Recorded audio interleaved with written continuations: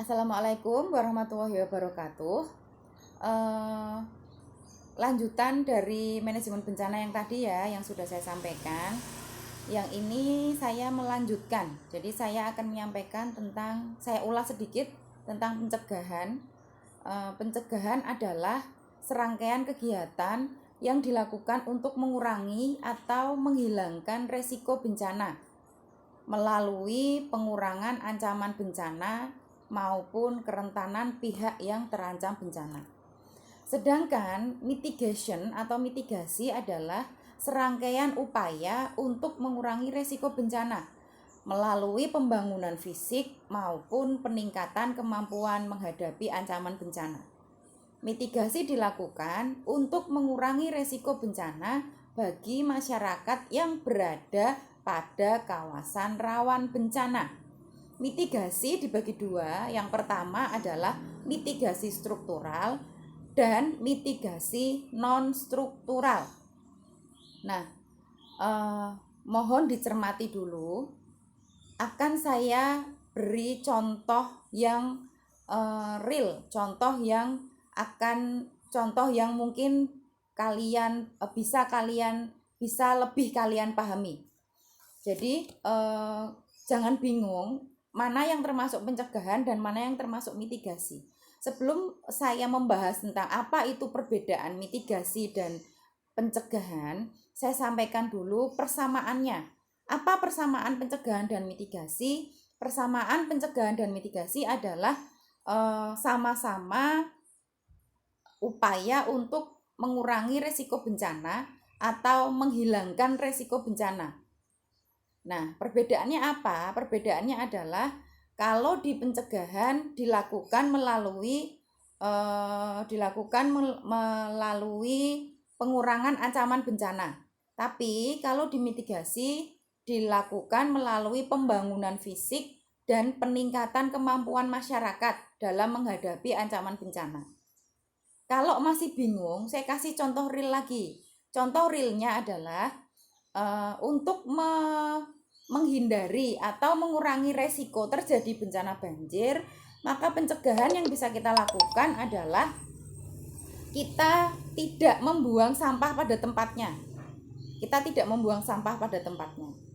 Jadi kalau ke pencegahan itu lebih ke prepare sendiri, lebih ke diri sendiri. Nah, sedangkan untuk mitigasi, apa yang dilakukan untuk mengurangi resiko bencana banjir dalam mitigasi adalah pembangunan fisik. Pembangunan fisik itu berupa membangun tanggul-tanggul. Jadi kali atau membangun selokan atau membangun kali atau membangun tanggul berupa bangunan fisik. Nah, berupa bangunan fisik. Ini juga contoh dari mitigasi struktural. Jadi, mitigasi struktural adalah upaya untuk mengurangi resiko bencana berupa dengan cara rekayasa teknis bangunan. Jadi tadi bikin selokan atau membangun tanggul atau memperlebar kali, apa ya istilahnya tuh, kali dilebarkan lagi itu. Nah, ini juga salah satu bentuk mitigasi struktural. Nah, apa itu mitigasi non struktural? Mitigasi non struktural ya berarti selain tadi yang bangun, upaya mengurangi dampak resiko melalui kebijakan. Nah, kebijakan perundang-undangan ini masuk ke mitigasi non struktural. Peningkatan kemampuan masyarakat dengan cara apa? Mengadakan pelatihan terkait bencana banjir. Apa yang bisa kita berikan ke masyarakat di pelatihan tersebut? Yaitu mengedukasi masyarakat agar masyarakat siap sedia menghadapi banjir. Masyarakat tahu nih tanda gejala banjir itu seperti ini. Kalau ada banjir itu harus ngapain, sebelum banjir ngapain, sesudah banjir ngapain, saat banjir ngapain. Ini masyarakat perlu diedukasi, perlu dilakukan pelatihan, perlu dilakukan simulasi. Nah, ini masuk ke mitigasi non struktural. Lanjut, ada kesiapsiagaan atau preparedness. Sama seperti yang tadi, bahwa kesiapsiagaan, pencegahan, mitigasi, ini sama-sama upaya untuk mengurangi resiko ancaman bencana. atau untuk menghilangkan resiko bencana. Bedanya adalah kalau di kesiapsiagaan ini melalui pengorganisasian, melalui koordinasi antar lembaga-lembaga terkait. Contoh nih, lembaga-lembaga terkait penanganan bencana itu kan ada PMI, ada BNPB, BPBD, ada SAR, ada rumah sakit, terus ada banyak sekali lembaga yang terlibat di dalamnya. Nah, lembaga-lembaga ini melakukan koordinasi atau melakukan pengorganisasian. Jadi nanti saat terjadi bencana, banjir khususnya, bagian lembaga-lembaga ini tahu tugasnya masing-masing. Misalnya saat ada banjir, dari Dinas Kesehatan Kabupaten ada petugasnya sendiri. Nah, mereka saat ada bencana banjir, petugas-petugas kesehatan ini kemudian memberikan pertolongan. Jadi ini masih berkelanjutan dengan slide setelahnya ya. Setelah ini nanti akan saya sampaikan tentang sistem informasi bencana dan rapid health assessment atau penilaian cepat saat terjadi bencana. Nah, saya singgung sedikit di rapid health assessment ini kan ada tim gerak cepat dari Dinas Kesehatan Kabupaten. Di dalamnya ada dokter, ada tenaga sanitarian, ada epidemiologi. Nah, mereka turun ke lapangan, kemudian mengecek, memeriksa, oh ini korban itu harus dibawa ke rumah sakit misalnya. Dari rumah sakit mereka tahu,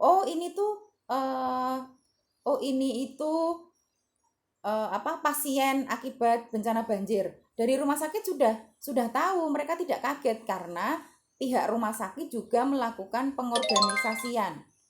Pihak rumah sakit berkoordinasi dengan pihak-pihak terkait dalam penanganan resiko bencana. Gimana? Jelas?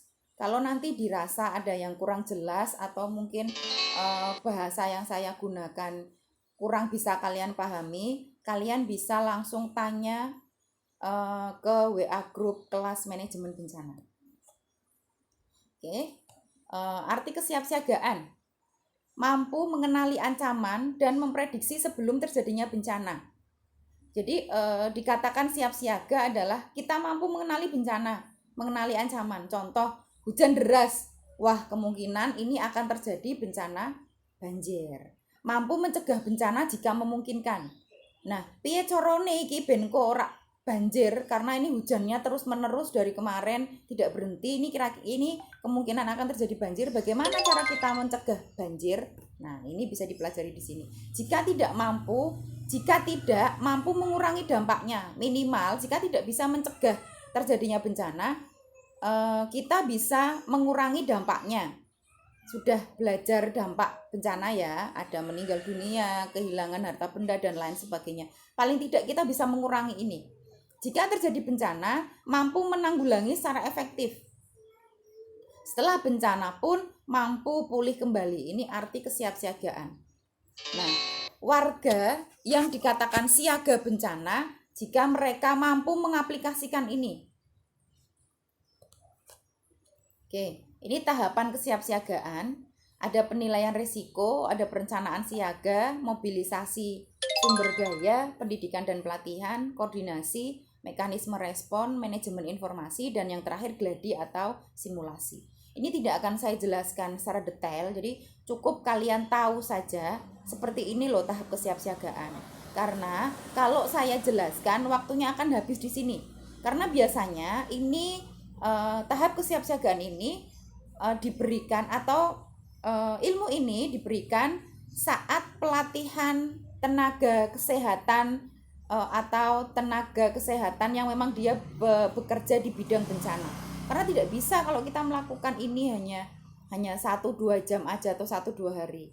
Nggak bisa, karena kalau kita ngomong kesiapsiagaan, kalau kita mau pelajari ini semua dari penilaian risiko sampai gladi, berarti kita ada pelatihan khusus minimal 7-14 hari.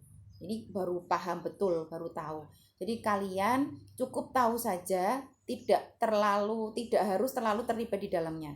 Beda nanti kalau misalnya kalian terjun di bekerja sebagai tenaga kesehatan khususnya di bidang penanganan bencana, kalian berarti harus wajib harus wajib belajar ini. Dan saya yakin pasti kalian akan diikut sertakan dalam pelatihan-pelatihan kesiapsiagaan bencana. Nah, ini untuk yang pertama, penilaian risiko. Yang harus dilakukan adalah identifikasi ancaman dan kerentanan dulu. Jadi misalnya nih daerah Sukoharjo, kita mengidentifikasi dulu ancaman dan kerentanannya apa.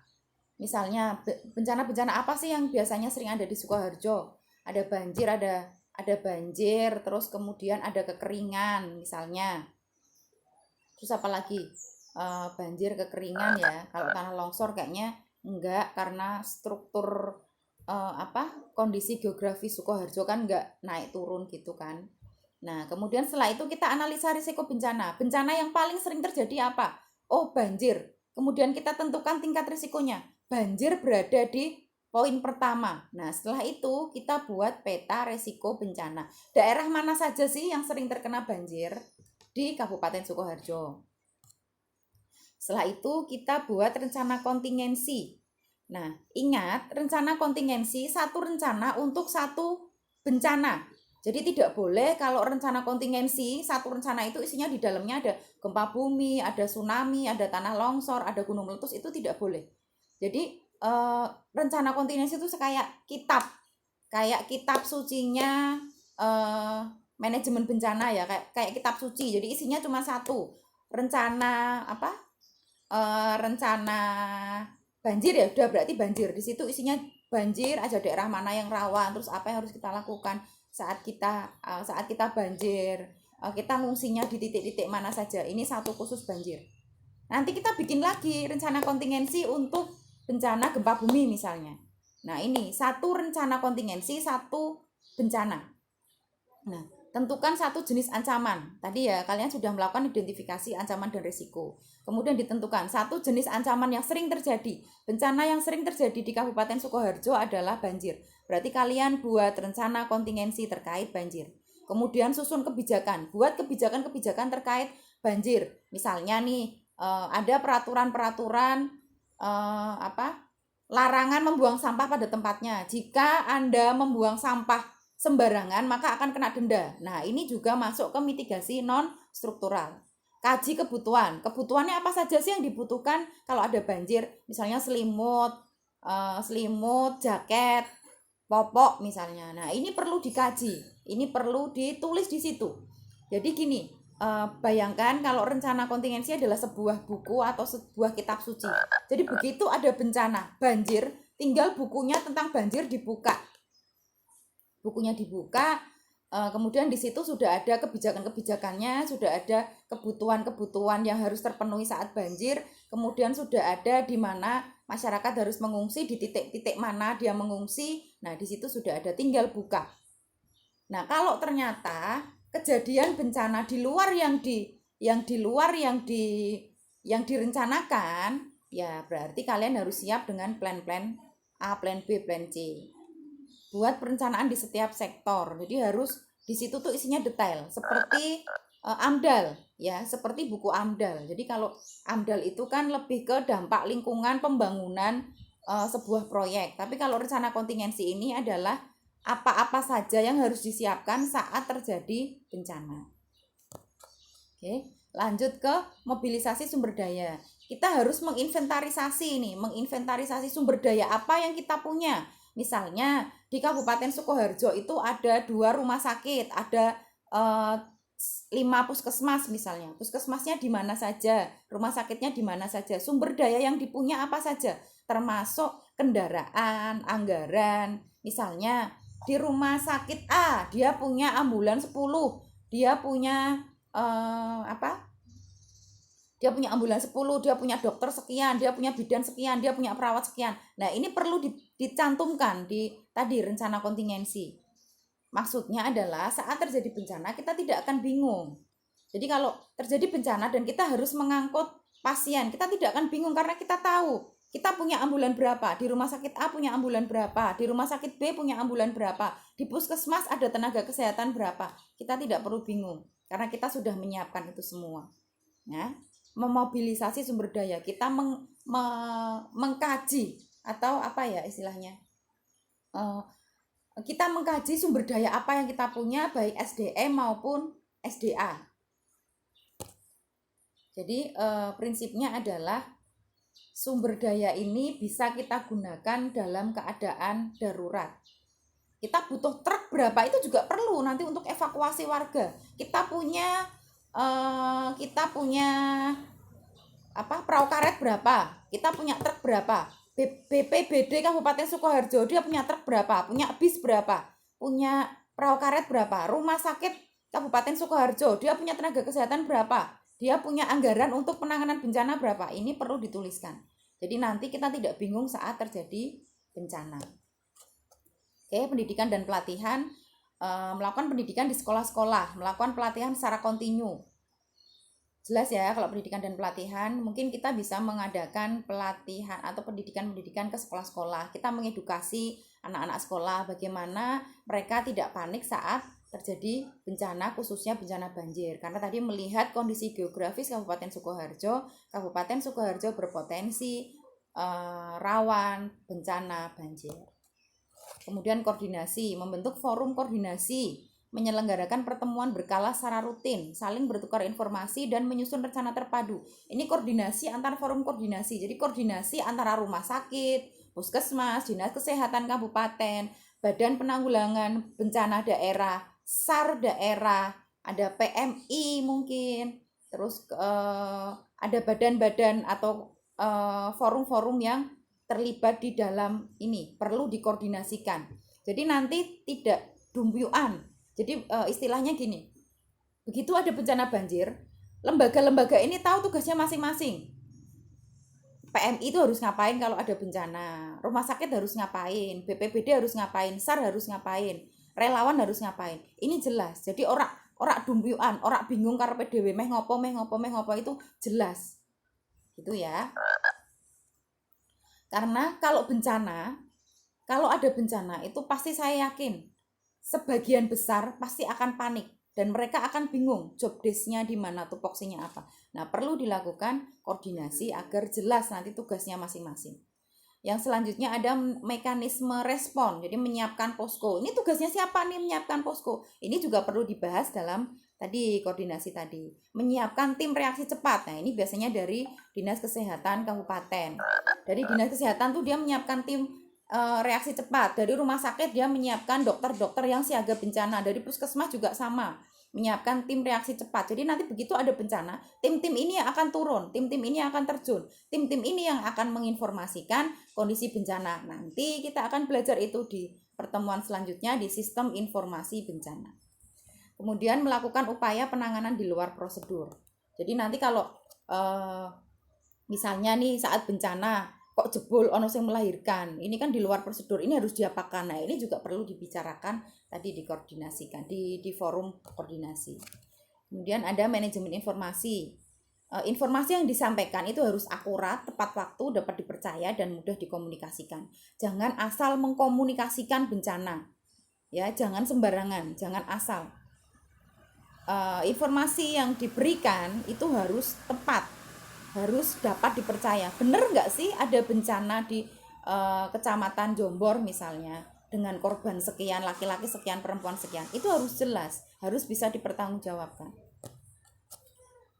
Nah, ini yang terakhir ada gladi atau simulasi. Setelah tadi kita menyiapkan semuanya dari awal sampai akhir, tadi kita menyiapkan rencana kontingensi, kita berkoordinasi. Hal terakhir yang dilakukan adalah mengadakan gladi atau simulasi. Kita latihan. Tadi rencana kontingensi yang sudah kita bikin, perencanaan yang sudah kita bikin, coba kita terapkan di sini. Nek jebul ono bencana koyok ngene iki, tadi tugasmu rumah sakit apa? Tugasmu puskesmas apa? Tugasmu dinas kesehatan kabupaten apa? Nah, ini kita perlu simulasikan, kita perlu gladikan. Nah, gladi tidak bisa berlangsung hanya sehari 2 hari, tidak bisa. Saya pernah mengikuti pelatihan terkait gladi atau simulasi, dan ini berlangsung paling cepat 7 hari, paling lama 14 hari. Jadi kita bikin dulu skenarionya. Bikin skenario gladi itu tidak asal kita bikin, enggak, itu ada tahapannya. Saya pernah punya ide untuk kalian mahasiswa saya manajemen bencana. Saya ingin membuat gladi atau simulasi sederhana, tapi ternyata dipertimbangkan dari waktu dan biayanya itu tidak mencukupi, tidak bisa dilaksanakan dengan maksimal. Sesederhana apapun gladi atau simulasi itu tetap akan butuh waktu dan akan menghabiskan banyak biaya. Jadi itu yang saya sampaikan. Lanjut, nah ini contoh gladi yang dulu pernah saya ikuti waktu sebelum saya jadi pengajar. Saya kebetulan berprofesi di Pusat Penanggulangan Krisis Kesehatan. Nah ini di bencana, ini contoh gladi yang pernah saya ikuti. Ada prosesnya ya, jadi tidak segampang yang dibayangkan. Dan pembuatan skenario itu pun karena melibatkan masyarakat luas, melibatkan banyak orang yang mereka bukan dari mereka bukan berprofesi sebagai aktor atau aktris, jadi agak susah untuk mengarahkan. Jadi bayangkan seolah-olah kejadian ini ada tapi diperankan oleh masyarakat luas. Kenapa melibatkan masyarakat? Karena nanti yang terdampak bencana itu masyarakat. Masyarakat tahu. Jadi kalau misalnya nih ada bencana banjir, melibatkan masyarakat ikut gladi. Masyarakat itu tahu, oh saya pernah ikut pelatihan ini kok, kalau nanti ada bencana saya harus ngapain, khususnya bencana banjir saya harus ngapain. Nah itu melibatkan masyarakat. Nah kalian tahu sendiri, tipikal masyarakat itu berbeda. Dan sebelum sampai pada tahap gladi pun kita harus mengedukasi mereka, memberikan mereka pelatihan dulu, memberikan mereka informasi dulu, dan mengajarkan mereka berperan sesuai dengan skenario yang sudah kita bikin. Jadi ini sedikit gambaran mengenai gladi atau simulasi bencana, dan saya sangat berharap suatu saat memang bisa dipraktekkan dan melibatkan mahasiswa, tapi banyak pertimbangan. Jadi akhirnya niat itu saya urungkan ya. Kalaupun melaksanakan gladi itu tidak cukup hanya melibatkan 1, 2, 3 orang, tuh tidak bisa berjalan. Ini gladi yang saya ikuti melibatkan 100 orang saja, ini kurang maksimal.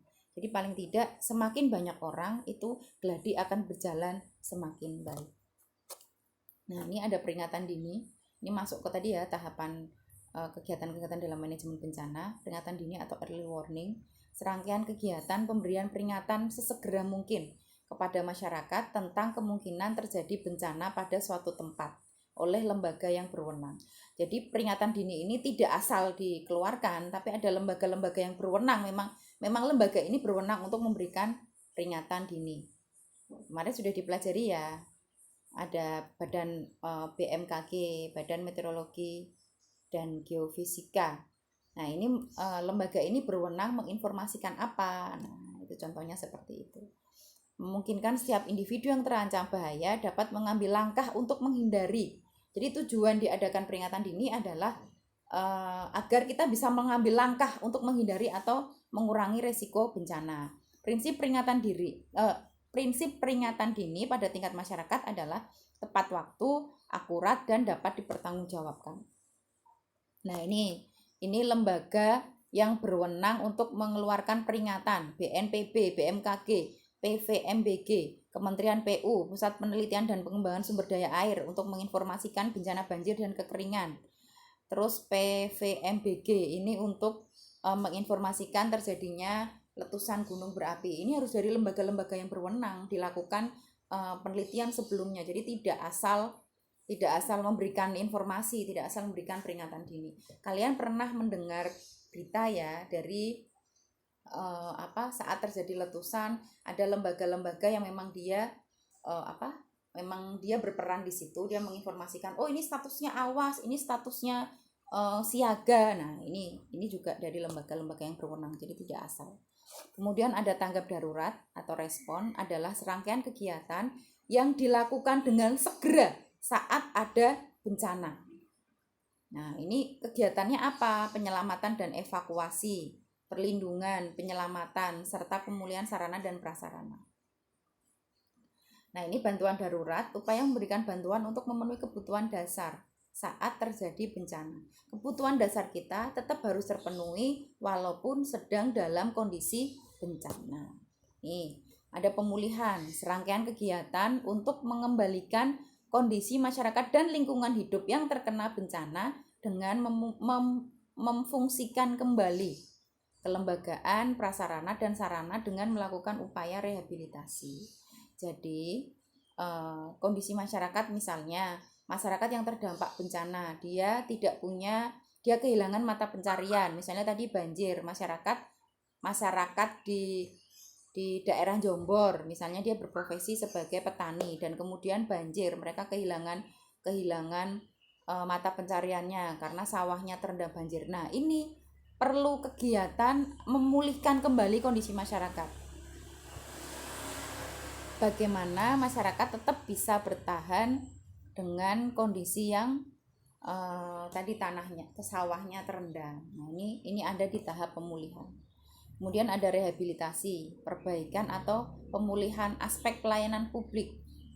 Jadi ya intinya adalah sebelum dan sesudah bencana pun kondisi masyarakat tetap harus normal kembali. Kalau tadi ada jembatannya rusak, kondisi setelah bencana pun jembatannya tetap harus bisa digunakan. Intinya adalah masyarakat tetap bisa hidup dengan normal, baik dan nyaman dalam kondisi bencana maupun dalam kondisi sebelum bencana. Ini ada rekonstruksi, pembangunan kembali tadi semua sarana dan prasarana yang rusak akibat bencana. Nah, ini saya kasih case study atau studi kasus.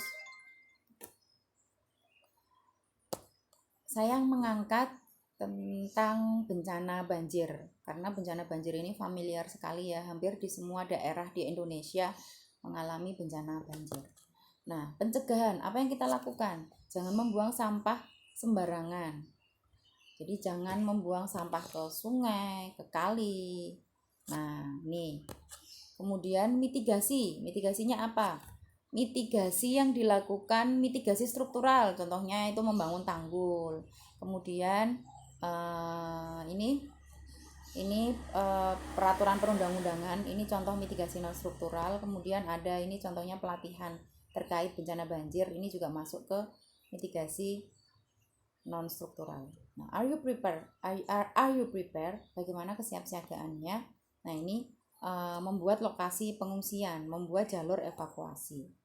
Nah, ini ada beberapa ketentuan terkait jalur evakuasi, bahwa peta evakuasi berisikan informasi tentang wilayah mana saja yang rawan terhadap bencana dan wilayah mana saja yang aman.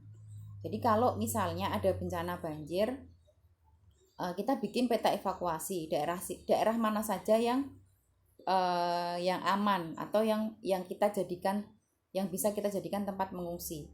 Masyarakat perlu menetapkan dan menyepakati jalur evakuasi agar mudah melakukan penyelamatan. Jadi kalau misalnya ada bencana, kalian harus ikut itu jalur evakuasinya, karena tim dari SAR itu pasti mencari kalian di jalur-jalur evakuasi. Jalur evakuasi harus merupakan jalan yang memiliki akses tercepat ke tempat yang aman dan jauh dari potensi bahaya lanjutan. Jalur evakuasi harus dilengkapi dengan penanda arah evakuasi. Jadi kalau misalnya kalian berada di suatu gedung, biasanya ada ya di gedung itu jalur evakuasi. Begitu ada bencana kebakaran atau gempa bumi, kalian keluar dari gedung itu ikut jalur evakuasi. Karena kalau kalian ikut jalur evakuasi itu pasti ke arah yang aman, dan pasti tim relawan atau tim SAR pasti mencari kalian di jalur-jalur evakuasi. Jadi ojo sakarepe dhewe, ikuti peraturan yang ada. Ojo aku tak kesini saja, padahal di situ bukan jalur evakuasi. Dan ini peringatan dini. Ini contoh peringatan dininya ya, untuk kejadian bencana banjir contohnya. Ini untuk bencana banjir, begitu air sungainya naik, maka akan menimbulkan suara atau alarmnya berbunyi. Jadi masyarakat tahu bahwa oh ini sungai naik dan saya harus melakukan tindakan selanjutnya. Responnya apa yang kita lakukan? Membuat mengungsi, melakukan evakuasi, dan untuk bantuan dasar apa saja, ada sandang, pangan, papan, kesehatan. Ini ada air bersih, kesehatan, kemudian tenda ini papan tempat tinggal atau tempat pengungsi, kemudian ada makanan dan pakaian. Recovery atau pemulihan ini memperbaiki lagi jalan-jalan yang rusak, kemudian memperbaiki listrik, contoh rehabilitasi, membangun kembali rumah, contoh rekonstruksi, karena ini program jangka panjang untuk mengembalikan kehidupan masyarakat pada kondisi yang lebih baik. Are you prepare a disaster? Ini jawaban ini, pertanyaan ini jawabannya ada pada diri kalian masing-masing. Kalian siapkah dengan bencana? Nah, Hari Bencana Nasional jatuh pada tanggal 26 April. Oke, sekian, terima kasih. Wassalamualaikum warahmatullahi wabarakatuh.